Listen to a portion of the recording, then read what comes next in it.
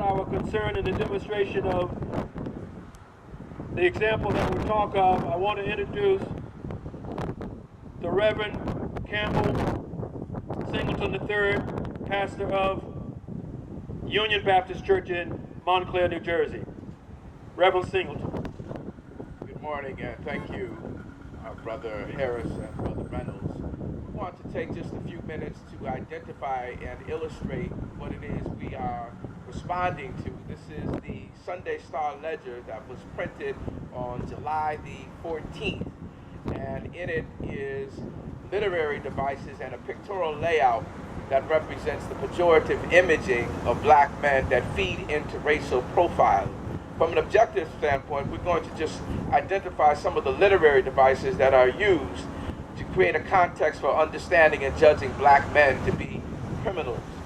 Here we see the word crime, which is capitalized, and it draws the reader's attention to the subject of the matter that dominates this particular publication. And then we see in quotes, committed to a life of crime, which is a quote that comes from the New York State Parole Board about the gentleman in question. And then we see at the bottom of the article, picture, which has been elongated and has been enlarged, of a black man with a scar in between his eyes so that all of the readers can be able to see it. Then when you open up this edition, we see more literary devices. While the word crime is capitalized and in a 24-inch font, we see that the writing of the article is in maybe an 8-point font, which communicates that the author and composer of this layout does not want you to pay attention to the writing, but to the pictures.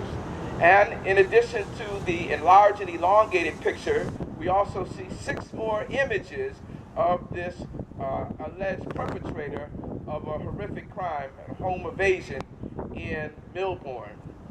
Then when we look at the literary context, committed to a life of crime, and 6 images of a black man's face, then we come to the article which is in the backdrop, which is the Zimmerman acquittal.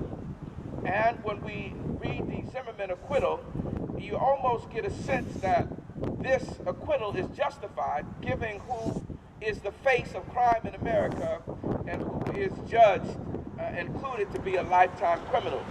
One can interpret the Zimmerman acquittal of an unarmed black man that was shot by another person who was armed by saying that it is justified given who we understand the black man to be. This kind of reporting goes well beyond the pale of communicating news.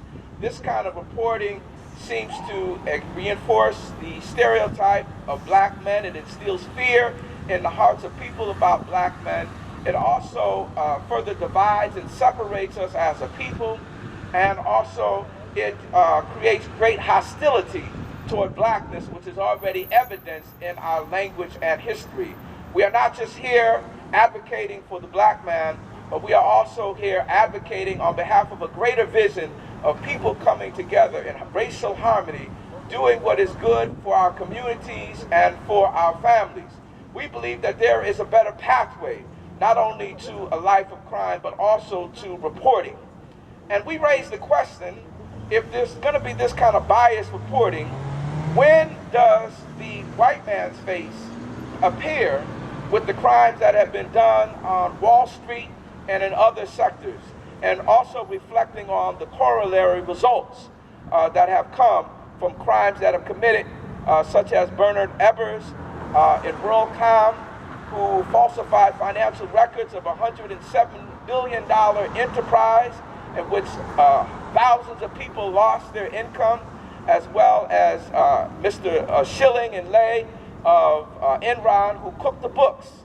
Where is it the biased reporting of these perpetrators and the reflection on the results that has happened?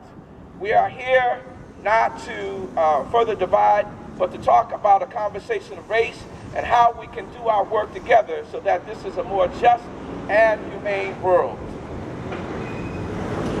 Thank you, Reverend Singleton.